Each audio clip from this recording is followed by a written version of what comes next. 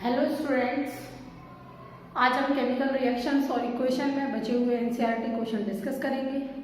Last turn पे हमने exercise में क्वेश्चन नंबर 6 तक डिस्कस कर लिया था।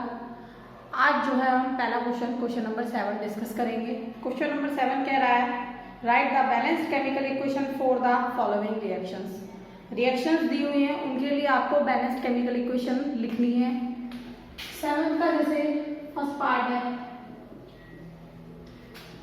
Calcium hydroxide plus carbon dioxide give calcium carbonate plus water. हमें दिया हुआ है कैल्शियम हाइड्रोक्साइड है, कार्बन डाइऑक्साइड है, हमें कैल्शियम कार्बोनेट और वाटर देगा। हमने यहाँ पर सिंबल डिनोट किए हैं। हमें पता है कैल्शियम हाइड्रोक्साइड के लिए CaOH plus, carbon dioxide CO2, it gives CaCO3 plus H2। अब हमने यहाँ पर नंबर ऑफ एटम कैलकुलेट करें in reactant in product. Carbon है, कैल्शियम है, कार्बन है, ऑक्सीजन है और हाइड्रोजन है। अब कार्बन का नंबर हमने कैल्शियम का देखना है। पहले कैल्शियम का नंबर इधर भी एक है, इधर भी एक है। कार्बन का नंबर इधर भी एक है, इधर भी एक है। ऑक्सीजन का नंबर 2 2 4, इधर 4। हाइड्रोजन यहाँ भी 2 है, हाइड्रोजन यहाँ भी 2 है। The equation is already balanced. जो हमारे पास केमिकल इक्वेशन है वो ऑलरेडी बैलेंस्ड है, क्योंकि रिएक्टेंट और प्रोडक्ट में दोनों जो नंबर ऑफ एटम्स है वो क्या है, इक्वल है। इसलिए हमें इसे बैलेंस करने की जरूरत नहीं है, क्योंकि ये ऑलरेडी क्या है, एक बैलेंस्ड केमिकल इक्वेशन ऑब्टेन्ड हो रही है। अब नेक्स्ट पार्ट देखते हैं इसका बी। जिंक है, सिल्वर नाइट्रेट है,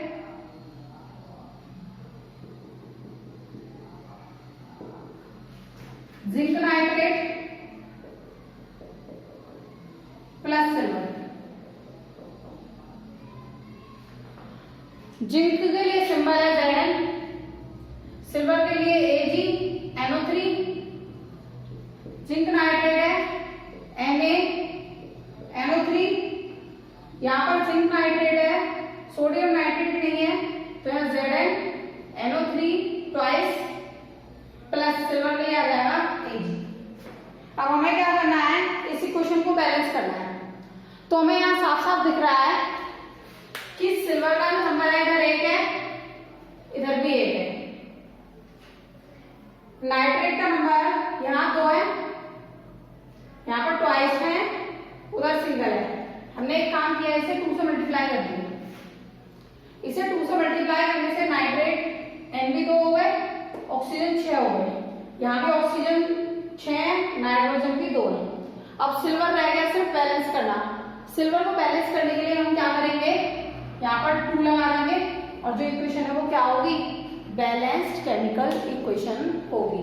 इस तरीके से हम क्या कर सकते हैं, अलग अलग रिएक्शन के सिंबल्स रिप्रेजेंट करके उन्हें बैलेंस भी कर सकते हैं और उनका रिएक्शन की फॉर्म में रिप्रेजेंटेशन भी कर सकते हैं। ओके,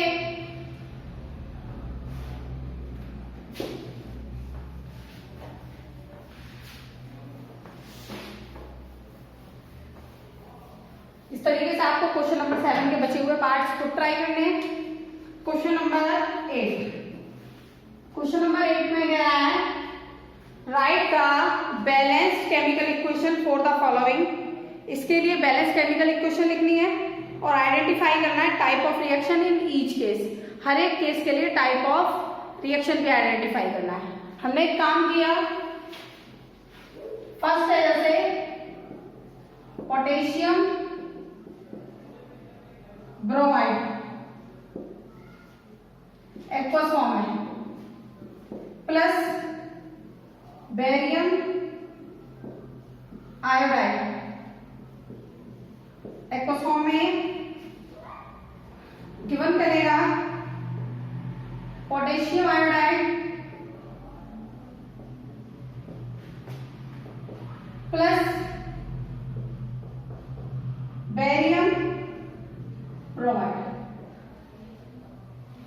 अब हमने यहां पर देखा, इसको बैलेंस करने के लिए पहले तो इसे रिप्रेजेंट करेंगे सिंबल्स की फॉर्म में। हमने यहां पर देखा KBr पोटेशियम ब्रोमाइड करेंगे, बेरियम आयोडाइड BaI। अब जो बेरियम है वो कौन से ग्रुप से है? सेकंड ग्रुप से है, एल्कलाइन अर्थ मेटल ग्रुप से, तो उसकी वैलेंसी 2 होती है, तो BaI2। उसके बाद नेक्स्ट हमने एक काम किया, potassium iodide Ki, barium bromide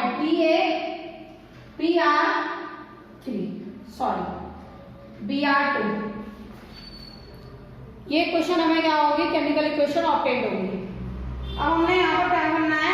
balance भी कर देते हैं इसे। सिंपल सी बात है, पोटेशियम दोनों साइड 1 है, आयोडाइड यहाँ पर 2 है, वहां पर 1 है, 2 है, 2 बनाएंगे, 2 से मल्टीप्लाई कर दिया। जब इसे 2 से मल्टीप्लाई कर दिया तो यहाँ K भी 2 हो गया और I भी 2 हो गया। सिंपल, हमने इसे भी मल्टीप्लाई। अब यहाँ पर क्या हुआ? K भी 2 है, उधर भी 2 है, रिएक्टेंट। Br भी 2 है, यहाँ भी 2 है, I यहाँ भी 2 है, उधर भी 2 है। इक्वेशन क्या है? बैलेंस है। अब हमें ये पता चल रहा है कि जो पोटेशियम था, पोटेशियम इसके पास चला गया और जो बेरियम था वो इधर आ गया। मतलब दोनों में क्या हो रहा है? एक्सचेंज ऑफ आयंस हो रहा है। और जब एक्सचेंज ऑफ आयंस होता है तो उसे हम क्या कहते हैं? Double displacement reaction. तो हम लिख सकते हैं this reaction is a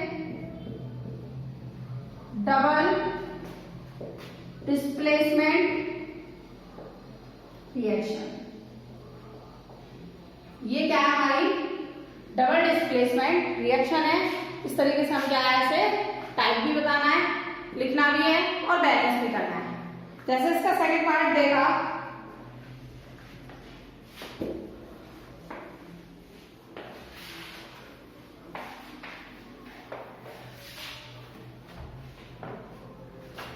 second part में जिंक कार्बोनेट सॉलिड में, जिंक ऑक्साइड देगा plus carbon dioxide. Zinc carbonate है ZnCO3, ये हमें देगा zinc oxide ZnO, carbon dioxide CO2। इस तरीके से ये क्या देगा? हमें देगा। अब हमें क्या करना है? इसके लिए इक्वेशन पहले बैलेंस करनी है और ये बताना है कि किस टाइप की रिएक्शन है। हमने एक काम किया, यहाँ पर सीधा सीधा हमें ये दिख रहा है Zn दोनों साइड 1 है, ऑक्सीजन यहाँ 3 है, वहां भी 3 है, कार्बन का जो नंबर है जहां भी 1 है यहाँ भी 1 है, मतलब दोनों साइड क्या है? नंबर ऑफ एटम सेम है, इसलिए रिएक्शन ऑलरेडी क्या है? बैलेंस है। अब हमें ये बताना है कौन सी रिएक्शन है। सीधा सीधा पता चल रहा है, सिंगल कंपाउंड था, सिंगल कंपाउंड प्रोडक्ट में 2 या 3 सब्सटेंस में टूट गया। जब 2 या 3 सब्सटेंस में कोई प्रोडक्ट स्प्लिट अप हो जाता है तो उसको हम क्या बोलते हैं? Decomposition reaction. तो हम कहेंगे this reaction is a decomposition reaction. ये कौन सी रिएक्शन है? Decomposition reaction. अब हमसे आपको इसके बचे हुए पार्ट खुद ट्राई करने हैं। नेक्स्ट क्या कह रहा है आपसे? नेक्स्ट क्वेश्चन है question number 9। What does one mean by exothermic and endothermic reaction? Give examples. Exothermic और एंडोथर्मिक मेरे द्वारा एक्सप्लेन किया गया था चैप्टर में, तो आप उसमें से लिख सकते हैं। Exothermic reaction are those reaction in which energy is released and endothermic reaction are those reaction in which energy is absorbed. Examples भी दिए गए थे, तो आप वहां से इस क्वेश्चन को कर सकते हैं। क्वेश्चन नंबर 10 है। क्वेश्चन नंबर 10 में क्या कह रहा है, why is respiration considered an exothermic reaction? explain। क्यों रेस्पिरेशन को एक एक्सोथर्मिक रिएक्शन कहा जाता है, एक्सप्लेन करिए। एक्सोथर्मिक रिएक्शन कौन सी रिएक्शन होती है, जिसमें एनर्जी रिलीज होती है। तो respiration is considered an exothermic reaction because it releases energy. और एनर्जी जो है कैसे रिलीज करेगा, ग्लूकोज है, ऑक्सीजन के साथ कंबाइंड होगा, CO2 तो देगा, H2O देगा और एनर्जी देगा। इसलिए हम कहते हैं कि जो रेस्पिरेशन है वो क्या है, एक्सोथर्मिक रिएक्शन है। और ये भी आपको पता होना चाहिए कि जो रेस्पिरेशन है, रेस्पिरेशन में जो एनर्जी मिलती है वो ATP की फॉर्म में मिलती है। किस फॉर्म में मिलती है, ATP, एडिनो ट्राई फॉस्फेट, जिसमें एक मॉलिक्यूल में 3 फॉस्फोरस के मॉलिक्यूल क्या होते हैं, कंबाइंड होते हैं। तो हम यहां पर यही कहेंगे, respiration is considered an exothermic reaction because energy is released in this process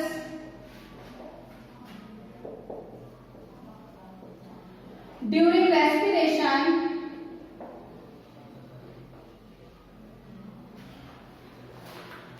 Glucose combines with oxygen and gives CO2, H2O and energy. ये क्या करता है, ये हमें गिवन देता है। तो हमने यहां पर देखा C6H12O6 ग्लूकोज मॉलिक्यूल है, O2 से कंबाइंड हुआ, CO2 plus H2O plus energy, और एनर्जी देगा ATP की फॉर्म में। और ATP जो मॉलिक्यूल होते हैं उसमें कितने होते हैं, 36 मॉलिक्यूल होते हैं एक ATP में। तो हमने यहां पर देखा कि आपका जो है ऑक्सीजन है, कार्बन डाइऑक्साइड, तो यहां पर हमें जो है कार्बन डाइऑक्साइड और वाटर क्या हो रहा है, ऑब्टेन हो रहा है। इसे बैलेंस कर सकते हैं, बैलेंस करने के लिए हमने यहाँ पर 6 प्लेस कर दिया, यहाँ पर 6 और यहाँ पर 6। अब यहाँ पर देख भी सकते हो आप, कार्बन में दोनों साइड 6, हाइड्रोजन में 12 है, इधर भी 12, ऑक्सीजन 6 और 12, 12 और 6 कितने होते हैं, 18। यहाँ कितने हैं, 12 और 6 18। उसके बाद इस तरीके से ये इक्वेशन क्या है, आपकी बैलेंस इक्वेशन है। तो इसलिए रेस्पिरेशन को क्या है, एक एक्सोथर्मिक केमिकल रिएक्शन जो है माना गया है, क्योंकि ये क्या करता है, एनर्जी जो है रिलीज करता है। अब नेक्स्ट क्वेश्चन देखेंगे, ये था हमारा question number 10। Next question number 11।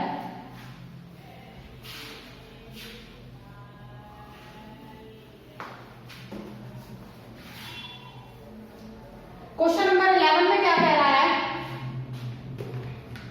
why are decomposition reaction called the opposite of combination reaction? Write equation for this reaction. जो decomposition reaction है उसे अपोजिट क्यों कहा जाता है कॉम्बिनेशन रिएक्शन का। Question number 11, actually in decomposition reaction a single substance splits into 2 or more than 2 substance, but in combination reaction 2 or more than 2 substance is combined and form a single product is called combination reaction. That's why decomposition reaction is called the opposite reaction of decomposition reaction. एक में टूट रहा है और एक में क्या हो रहा है, जुड़ रहा है। आप एग्जाम्पल इसके दे सकते हो, मैंने ये पहले भी एक्सप्लेन किया हुआ है। नेक्स्ट क्वेश्चन देखिए, क्वेश्चन नंबर है आपका 12। Write one equation for decomposition reaction where energy is supplied in the form of heat, light and electricity. हमें एक एक रिएक्शन का एग्जाम्पल देना है जिसमें एक में हीट सप्लाई हो रही हो, एक में लाइट और एक में इलेक्ट्रिसिटी। देखते हैं क्वेश्चन नंबर 12।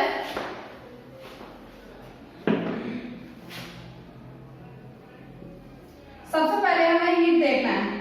हीट के लिए हम देखेंगे कैल्शियम कार्बोनेट है, हीट किया, जब हीट करेंगे तो ये कैल्शियम ऑक्साइड कार्बन डाइऑक्साइड में ब्रेक डाउन हो जाएगा। तो फर्स्ट एग्जांपल ये है, हम हीट का यूज करके क्या कर रहे हैं, डिकम्पोजिशन कर रहे हैं। सेकंड इसमें कहा था लाइट, हमने लिया सिल्वर क्लोराइड। सिल्वर क्लोराइड को लिया सनलाइट की प्रेजेंस में, ये डिकम्पोज हो गया सिल्वर प्लस क्लोरीन में। अब यहां पर हमने देखा सिल्वर क्लोराइड और ये डिकम्पोज हो गया सिल्वर क्लोरीन में। यहां पर Cl ऑलरेडी 2 है, हमने यहां पर 2 लगा दिया, यहां पर 2 लगा दिया। इक्वेशन क्या हो जाएगी, बैलेंस केमिकल इक्वेशन ऑब्टेन्ड होगी। तो इस तरीके से हम क्या है, सनलाइट की हेल्प से भी क्या कर सकते हैं, डिकम्पोजिशन रिएक्शन कर सकते हैं। नेक्स्ट है इलेक्ट्रिसिटी। हमने एसिडिफाइड वाटर ले लिया, एसिडिफाइड वाटर को इलेक्ट्रिसिटी इलेक्ट्रोलाइज करवाया तो वो किसमें टूट जाएगा, H2 प्लस O2 में। तो यहां पर ये आपका एसिडिफाइड वाटर है और ये ब्रेक डाउन हो गया हाइड्रोजन ऑक्सीजन। इस तरीके से हम क्या कर सकते हैं, अपने एग्जाम्पल से इन्हें एक्सप्लेन कर सकते हैं, किसको, डिकम्पोजिशन रिएक्शन। नेक्स्ट क्वेश्चन है आपका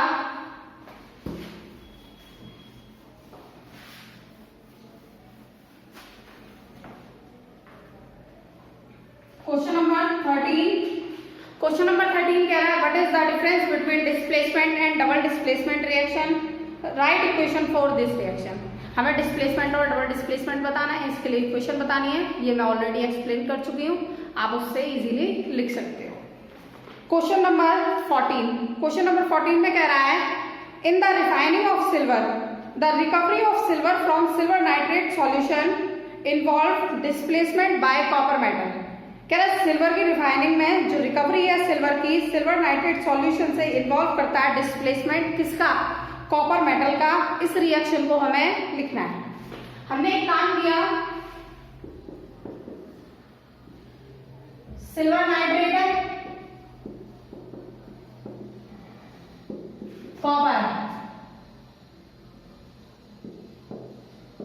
इससे हमें मिलेगा कॉपर नाइट्रेट प्लस सिल्वर। अब हम इसे जो है सिंबल्स की फॉर्म में भी रिप्रेजेंट कर सकते हैं। तो यहां पर हमारे पास है सिल्वर, सिल्वर नाइट्रेट के लिए AgNO3 aqueous, copper Cu solid, यहां पर copper nitrate CuNO3 twice aqueous, silver solid. तो इस तरीके से हमें क्या होगा, ऑब्टेन्ड होगा रिफाइनिंग में। इसे बैलेंस भी कर सकते हैं, हमें दिख रहा है यहाँ पर Ag सिल्वर दोनों साइड 1 है, कॉपर भी 1 है, लेकिन नाइट्रेट का नंबर चेंज हो रहा है। हमने यहाँ पर 2 लगाया और यहाँ पर भी 2 लगाया और इक्वेशन हमारे पास क्या हो गई, बैलेंस हो गई। एक मिनट, इक्वेशन बैलेंस नहीं है, इक्वेशन अनबैलेंस है। यहाँ से 2 हटाओ क्योंकि नाइट्रेट तो पहले ही डबल है, हम यहाँ पर नहीं सिल्वर के आगे प्लेस करेंगे, तो हमें सीधा सीधा पता चल गया नाइट्रेट का भी 2 हो गया, लेकिन सिल्वर 2 हो गया, तो उसके लिए हमें यहाँ पर 2 से मल्टीप्लाई करना पड़ेगा। Okay, question number 15 what do you mean by a precipitation reaction, explain by giving example. Precipitation reaction क्या होती है, वो रिएक्शन जिसमें इनसॉल्युबल सॉलिड ऑब्टेन्ड हो, जिससे सॉल्यूशन से सेपरेट किया जा सके, उसे हम क्या बोलते हैं, प्रेसिपिटेशन रिएक्शन कहते हैं। तो हम इसे कहेंगे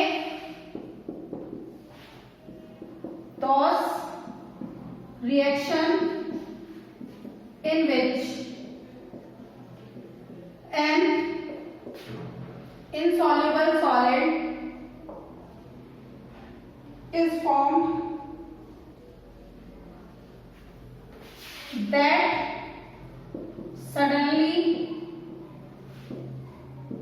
separates out from the solution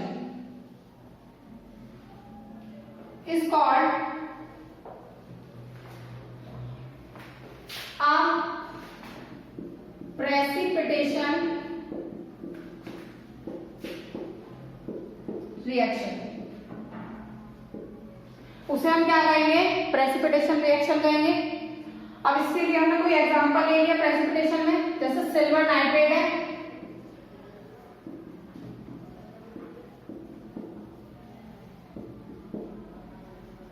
sodium chloride है,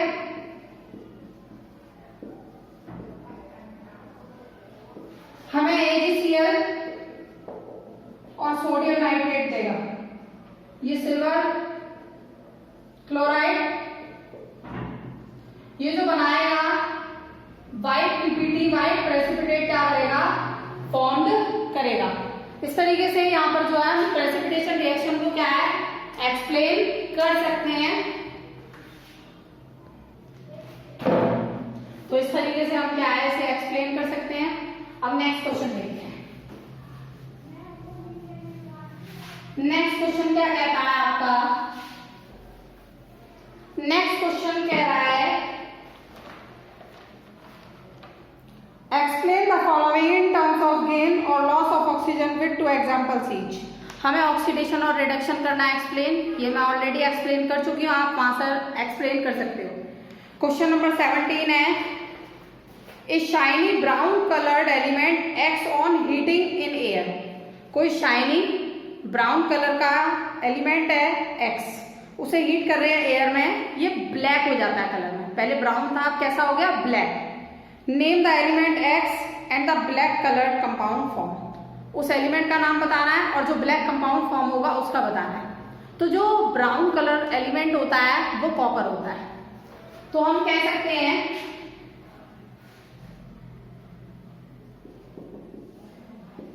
the shiny brown coloured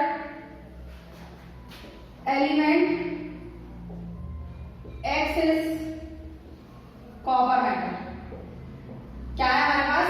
copper metal. फिर कह रहा है when copper is heated in air, जब कॉपर को हीट करते हैं एयर में, it form a black colored compound copper oxide। एक ब्लैक कलर का कंपाउंड बनता है, उसे हम क्या कहते हैं? कॉपर ऑक्साइड कहते हैं। तो हमें पता चल गया कि जो ब्राउन एलिमेंट है वो क्या है? कॉपर है। और जब कॉपर को हमने ऑक्सीजन की प्रेजेंस में उसे हीट किया तो वो क्या किसमें चेंज हो गया? कॉपर ऑक्साइड में। नेक्स्ट क्वेश्चन है question number 18। Why do we apply paint on iron articles. हम आयरन आर्टिकल्स पर पेंट क्यों अप्लाई करते हैं? उन्हें रस्टिंग से बचाने के लिए। तो हम इसको इस तरीके से लिख सकते हैं क्वेश्चन का आंसर को। तो यहां पर हम लिख सकते हैं इसे paint is applied on iron articles to prevent their rusting. When a coat of paint is applied to the surface of an iron article, then air and moisture can not come in contact with the iron metal. तो हमने क्या कहा कि जो paint है वो rusting को prevent कर रहा है। जब पेंट अप्लाई करते हैं तो एयर और मॉइस्चर जो है आयरन मेटल के कांटेक्ट में नहीं आते। इससे हम क्या कर सकते हैं, रस्टिंग से प्रिवेंट कर सकते हैं। क्वेश्चन नंबर 19 है, oil and fat containing food items are flushed with nitrogen. जो ऑयल और फैट कंटेनिंग फूड आइटम्स हैं उसमें नाइट्रोजन भरी जाती है, because nitrogen is unreactive in nature and it do not combine with oxygen and do not cause oxidation of food, and when oxidation of food causes, it causes a condition known as rancidity and poisoning of food. Okay, that's why we flushed packets or oil and fat containing item with nitrogen gas. Okay, तो इस तरीके से आप इसे क्या कर सकते हो, एक्सप्लेन कर सकते हो। क्वेश्चन नंबर 20 है, explain the following terms with one example each. Corrosion और रेंसिडिटी, इसको हम ऑलरेडी एक्सप्लेन कर चुके हैं। Okay, with this I have finished this chapter and in next class we will start the next chapter. Okay.